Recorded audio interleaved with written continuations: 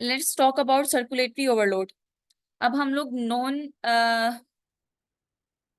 इस वाले की बात कर रहे हैं जिनमें एंटीजन एंटीबॉडी आपस इन्वॉल्व नहीं होते हैं, हम लोग उनके बारे में बात कर रहे हैं। नॉन इम्यूनोलॉजिकल रिएक्शंस के बारे में बात कर रहे हैं जो कि एक्यूट हो रहे हैं और ट्रांसफ्यूजन रिएक्शन की वजह से हो रहे हैं। अब इसमें नंबर 2 पे हमारे पास आता है सर्कुलेटरी ओवरलोड। अब क्या हुआ, आपने एक पर्सन को ब्लड ट्रांसफ्यूज किया लेकिन आपने उसको इतना ज्यादा तेजी से ट्रांसफ्यूज किया कि एकदम से पर्सन का जो लेवल था ब्लड का वॉल्यूम को वो अचानक से बढ़ गया। ब्लड ट्रांसफ्यूजन जो है वो करते हैं बड़ा आहिस्ता आहिस्ता स्लोली।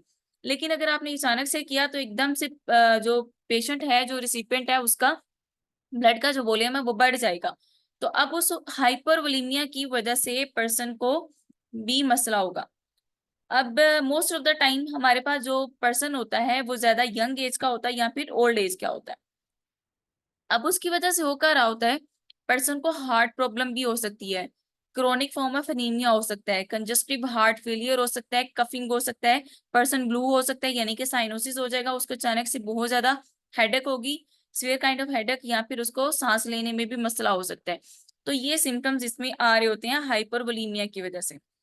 अब इसमें आप क्या करोगे, ट्रांस इसमें इसके मैनेजमेंट में क्या है, stop transfusion first of all. या फिर आप बहुत तेजी से ट्रांसफ्यूजन कर रहे हो तो आपको पता चल गया विद इन मिनट्स, तो आप क्या करोगे, आप उसको स्लो कर दोगे, आप उसको आहिस्ता आहिस्ता ट्रांसफ्यूजन स्टार्ट करोगे। लेट्स और इसकी वजह से आप फर्दर जो भी आपके पास प्रोटोकॉल बना हुआ है, लाइक आपने डायूरेटिक्स देनी है या फिर कोई भी आपके पास प्रोटोकॉल बना हुआ है, आप उसको फॉलो करोगे, आप उसको वो इंट्रावेनसली एडमिनिस्टर करोगे।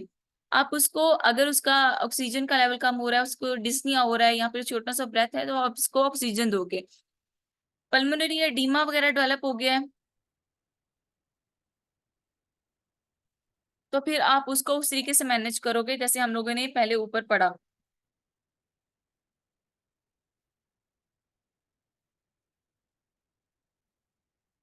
अगर कोई फिजिकल या फिर केमिकल एजेंट मौजूद था, लाइक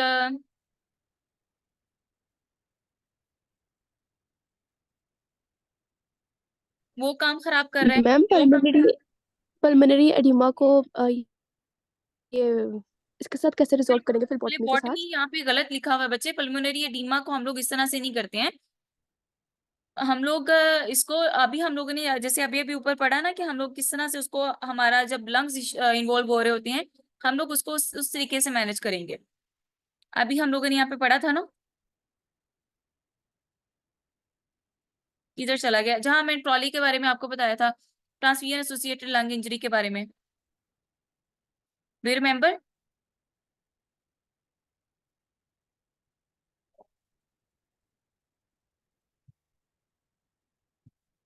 आवाज आ रही है बच्चों मेरी?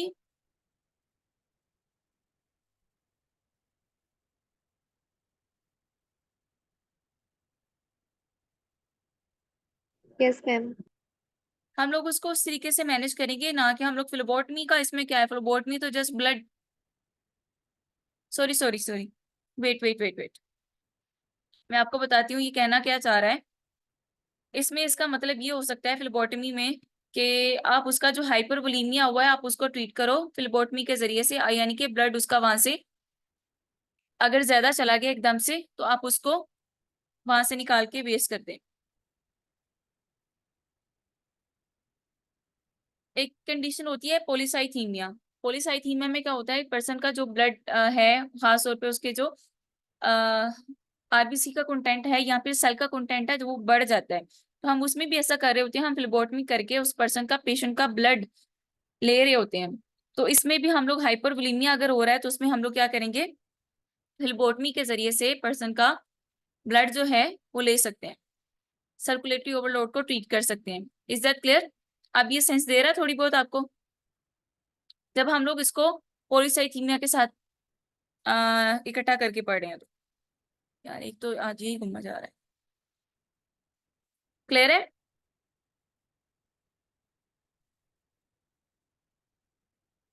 अब लेट्स सपोज किसी किस्म का फिजिकल या फिर केमिकल एजेंट था जो कि क्या है, मसला कर रहा है। आपने ओवर हीटिंग कर ली, फ्रीजिंग कर ली, और यहाँ पे क्रायोप्रोटेक्टिव एजेंट यूज नहीं किया, देन आपने फ्रीजिंग की है। मैकेनिकल स्ट्रेस हो गया, या फिर हाइपरटोनिक सोल्यूशन वगैरह यूज कर दिया, जिसकी वजह से आपके सेल जो हैं वो डैमेज हो रहे हैं। इसमें बेसिकली हमारे पास जो फिजिकल यहाँ पे केमिकल एजेंट में ऐसा कोई भी ऐसा एजेंट है जो कि आपके सेल्स को नुकसान पहुंचा रहा है। वो आपने हो सकता है कि आपने फ्रीजिंग ज्यादा कर दी। फ्रीजिंग में क्या होगा, ऑब्वियसली आपके जब सेल क्या होते हैं, फ्रीज हो जाती हैं, तो देन जब आप उसको डीफ्रीज करोगे तो सेल ब्रेक डाउन हो जाते हैं, सेल को नुकसान पहुंचता है। तो ये आपने ऐसा सॉल्यूशन ऐड कर दी है विद इन द बैग जो कि आपके आरबीसी की ब्रेक डाउन कर रहे हैं। आपने टेम्परेचर सही मेंटेन नहीं किया, तो उसकी वजह से, ओवर हीटिंग की वजह से भी आपके सेल को नुकसान पहुंच रहा है। तो आपने ऐसा नुकसान पहुंचा हुआ ब्लड ट्रांसफ्यूजन, उसकी ट्रांसफ्यूजन कर दी है। तो उसकी वजह से क्या होगा, haemoglobin urea most of the time, because आपने क्या किया, हिमोलिटिक ब्लड आपने ये पर्सन को ट्रांसफ्यूज किया। अभी मैंने बोला कि आपने ऑलरेडी फ्रीज किया हुआ था, आपने उसको डीफ्रीज किया, देन आपने उसको इन्फ्यूज किया, यहाँ पे कोई ऐसा केमिकल एजेंट मौजूद था, या फिर ओवर हीटिंग कर दी, कुछ भी ऐसा कर दिया जिसकी वजह से आपके आरबीसी या फिर बाकी सेल भी डैमेज हो रहे हैं। तो इसके नतीजे में क्या होगा, ऑलरेडी आप ब्रोकन आरबीसी एक पर्सन को इन्फ्यूज कर रहे हो, तो पर्सन को आरबीसी नहीं जा रहे हैं, लेकिन पर्सन को क्या जा रहा है, हीमोग्लोबिन। ऑलरेडी आरबीसी ब्रोकन है, आरबीसी तो नहीं है ब्लड के अंदर, लेकिन हीमोग्लोबिन तो है ना। समझ आ रही है बच्चों? Yes ma'am. जब वो हीमोग्लोबिन एक पर्सन को चली गई है, चाहिए तो उसको आरबीसी, तो वो हीमोग्लोबिन क्या करेगी, हीमोग्लोबिन एज सच पर्सन के यूरिन में पास आउट हो रही होगी, and even it can lead to renal damage, DIC develop हो जाएगी।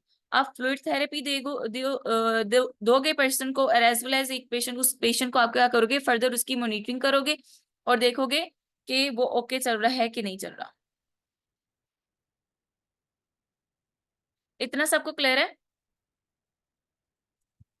अभी तक जितना हमने पढ़ा उसमें किसी को कोई मसला है?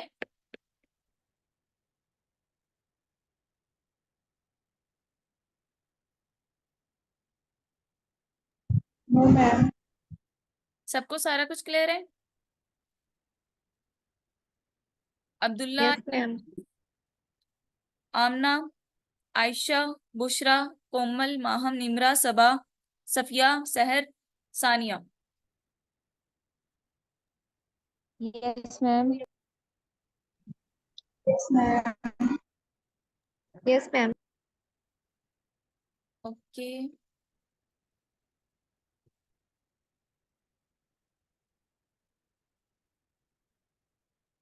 चले। बाकी जो डिलेड या फिर क्रोनिक ट्रांसमिशन रिएक्शन है वो हम लोग इंशाल्लाह पढ़ेंगे कल से। आज के लिए इतना काफी है, आप लोगों ने इसे पढ़ना है अच्छे से। ओके हो गया? Okay ma'am. अल्लाह हाफिज।